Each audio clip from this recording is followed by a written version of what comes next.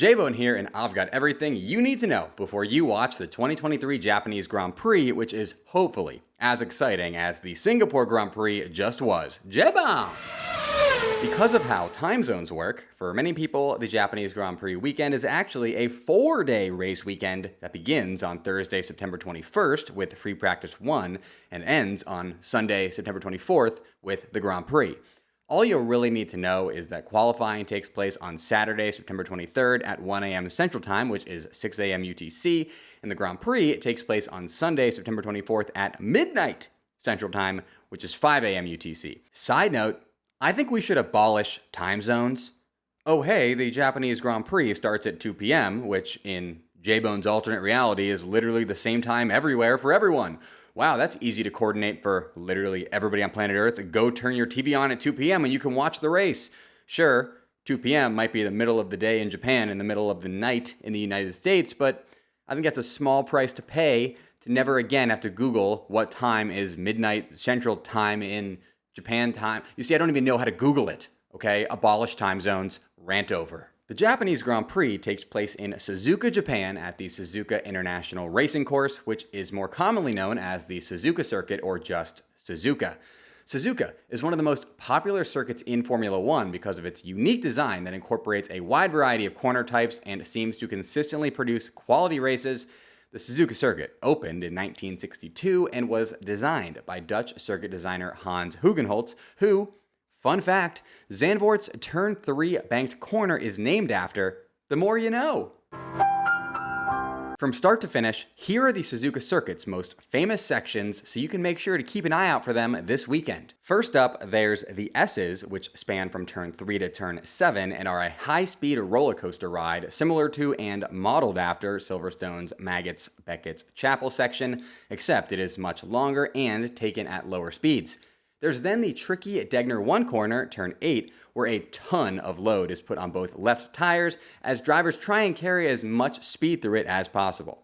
There's then the famous circuit crossover, as Suzuka is the only circuit in Formula One and one of just 2 FIA Grade 1 circuits in the world to feature a figure 8 design where the circuit crosses over itself by way of a bridge. Supposedly, Suzuka's original circuit design called for 3 bridges instead of just 1, which would have been awesome and made the circuit look like a loaf of challah bread. Next up is the Turn 11 hairpin, which provides drivers with some awesome contrast and a nice low-speed challenge at what is otherwise a fast-flowing circuit. There's then the double apex spoon section, which includes turns 13 and 14. Spoon can make or break your lap time, as you need to make sure you carry enough speed through it to be nicely set up for Suzuka's longest flat-out section, which spans between turn 14 and turn 16. Included in that longest flat-out section is the circuit's fastest corner, turn 15 130R, which is taken flat out and is similar to Silverstone's Copse Corner in terms of the speeds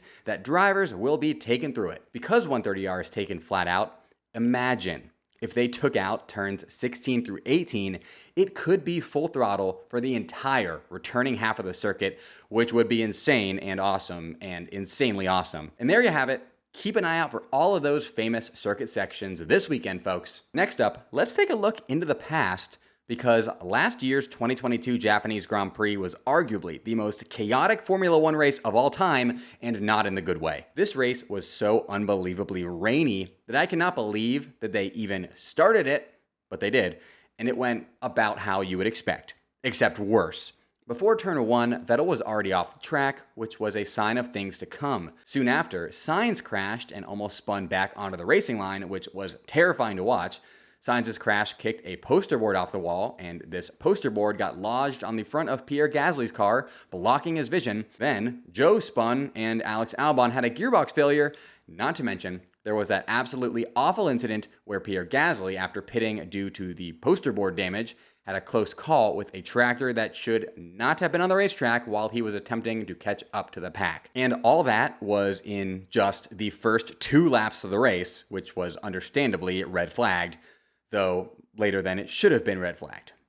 Just saying. When the race resumed, it was your classic wet weather race, except with a 40-minute time limit due to F1 race length rules, And it ended in chaotic fashion fitting of this chaotic race when Leclerc outbraked himself at the final chicane and got a 5-second penalty that dropped him from P2 to P3. Full points were awarded for this race because the race resumed after a red flag, so with Leclerc's penalty, Max clinched the 2022 World Drivers' Championship title, but he didn't realize that until the cooldown room in what has to be the most anticlimactic title-clinching moment in any sport ever. Additionally, Latifi recorded his final ever points finish in F1 at this race, and Sebastian Vettel was named Driver of the Day for going from last place to P6. The 2022 Japanese Grand Prix was way too chaotic evil, and I hope this year's race is chaotic good. Or chaotic neutral, either one. When running a business, your employees can create all kinds of interesting situations, like if they complain that someone on the team always smells horrible, which thankfully none of my coworkers have ever said about me, to my knowledge at least. You better talk to Bambi. With Bambi, get access to your own dedicated HR manager starting at just $99 per month. They're available by phone, email, and real-time chat, so onboarding and terminations run smoothly, team members reach peak performance, and your business stays compliant with changing HR regulations. And with Bambi's HR Autopilot, you'll automate important HR practices like setting policies, training, and feedback. Bambi's dedicated HR managers are real, US-based people, not AI chatbots, and they'll help you implement HR policies to protect your business and give you HR peace of mind. HR managers can easily cost $80,000 a year, but Bambi starts at $99 per month. Schedule your free conversation today to see how much Bambi can take off your plate. Go to Bambi.com right now and type in BONE under podcast when you sign up. It'll really help the show. Spelled BAMBEE.com, Bambi.com, type in BONE under podcast. For tire compounds at the 2023 Japanese Grand Prix, Pirelli have opted for the second hardest compound range, the C1 hards, C2 mediums, and C3 softs. Pirelli Motorsport Director Mauro Isola had this to say about their choice. With its very significant lateral and vertical loads, Suzuka is as demanding on tires as it is on drivers. These demands are equally distributed across all four wheels, with 10 right-handers and 8 left-handers throughout the 6-kilometer lap. As a result of these challenging characteristics, we bring some of the hardest tires in the 2023 range to Japan, C1, C2, and C3. This is only nominally the same as last year's selection on account of the new C1 compound, which was introduced this season to slot in between the C2 and former C1, now called C0. On Friday, all the teams will get the chance to test a new version of the C2 compound with a view to homologating it for next season. This latest evolution should provide more grip than the current C2 and so fit in more coherently between the C1 and C3. For the first 2 free practice sessions, each driver will have 2 additional sets of tires compared to the usual 13 sets per weekend. This test is part of a development program that was recently defined for 2024 and will continue with a new C4 compound to be tested on track during the Mexican Grand Prix weekend. Next up, here are your storylines to follow for the 2023 Japanese Grand Prix. Your first storyline: how will Red Bull follow up their awful Singapore Grand Prix? By Red Bull standards, their 2023 Singapore Grand Prix was an unbelievable and hard to comprehend failure, which is funny considering they still scored more points in Singapore than AlphaTauri, Alfa Romeo, and Haas have scored all season, to put in perspective just how incredible Red Bull Racing are right now. It's still unclear what was going on with the Red Bull cars that made them so absolutely awful around the Marina Bay circuit. We don't know if it was the new technical directive coming into effect, a setup mistake, someone forgetting to carry the one, a practical joke, or what it was. But what we do know is that Red Bull are angry, okay? And they are going to try and take this anger out on the rest of the grid this weekend in Suzuka, if possible. Again, we don't know what's going on with them.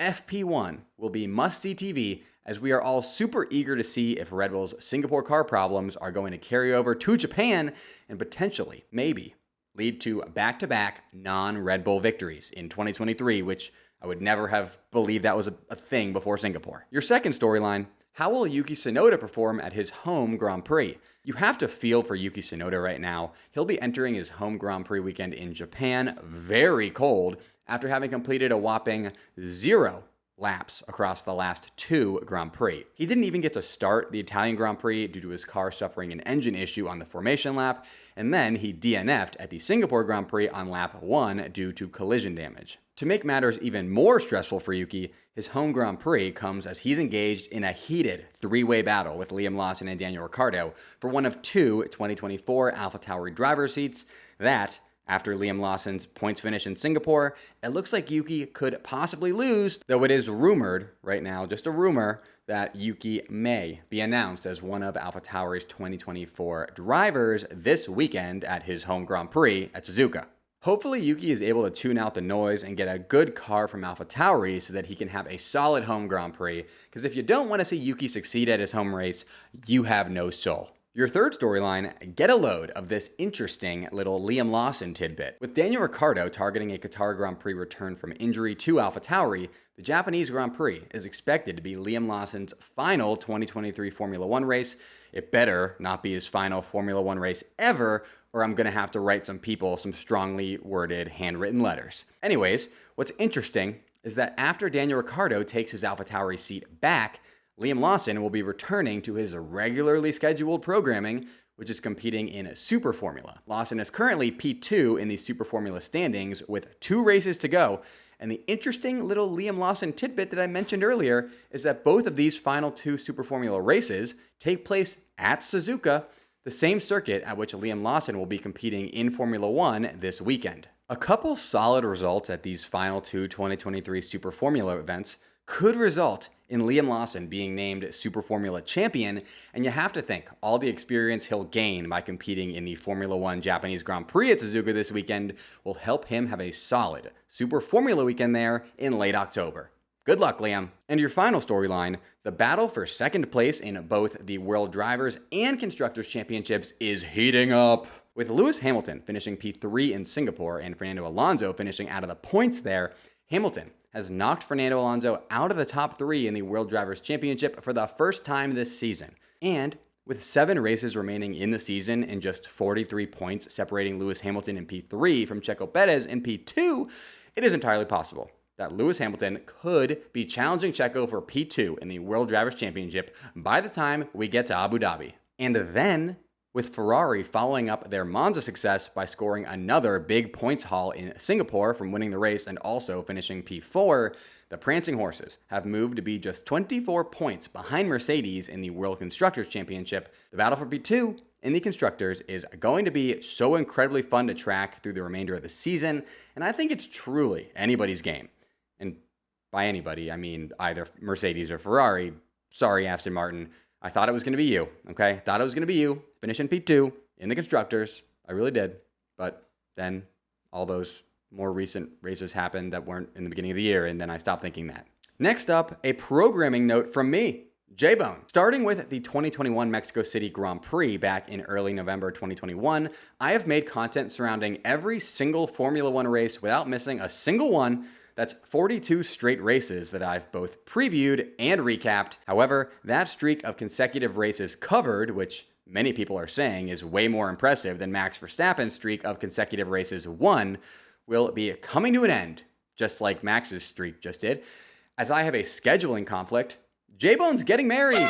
Because of that, I will not be able to recap the Japanese Grand Prix or preview the Qatar Grand Prix, but you best believe I'll be back and better than ever to recap the Qatar Grand Prix and then cover the rest of the Formula One season and beyond. Thank you all so much for understanding, and if, while I'm out, you see anybody commenting asking where J-Bone is, if you could do me a favor and let them know that I'll be back soon, I would greatly appreciate it. J-Bone! In this day and age, anyone can sell products online. And if you're thinking about starting, you need to be using my partner Shopify. Shopify is the best all-in-one commerce platform capable of handling your business's complexity no matter how big you grow. Step up to Shopify and harness the best converting checkout and the same intuitive features, trusted apps, and powerful analytics used by the world's leading brands like Ruggable and Allbirds. You're probably thinking, sure, but migrating is going to be a headache. Nope. Shopify's App Store has the migration apps you need to migrate your products products, orders, customers, and more from every major e-commerce platform to Shopify. If you're anything like me, you're one of those don't put me in a box people, and thankfully Shopify never will, because with Shopify, control of your brand and business is always in your hands, from your storefront look to your back office operations. Why spend time trying to build an online store with someone besides Shopify when Shopify stores convert the best? Stop leaving sales on the table, switch your business to Shopify, and discover why millions trust Shopify as their all-in-one commerce platform to build, grow, and run their business. Sign up today for your $1 per month trial period at shopify.com/fbone, all lowercase. That's 1 month for just $1 at shopify.com/fbone, shopify.com/fbone.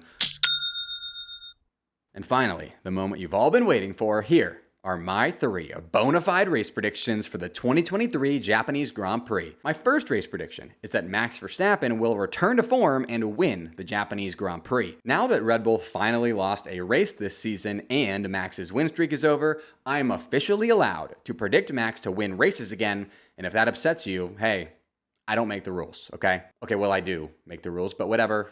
I'm still picking Max to avenge his awful Singapore Grand Prix weekend by destroying the field at Suzuka. My second race prediction is that Lando Norris will finish on the podium for the second race in a row.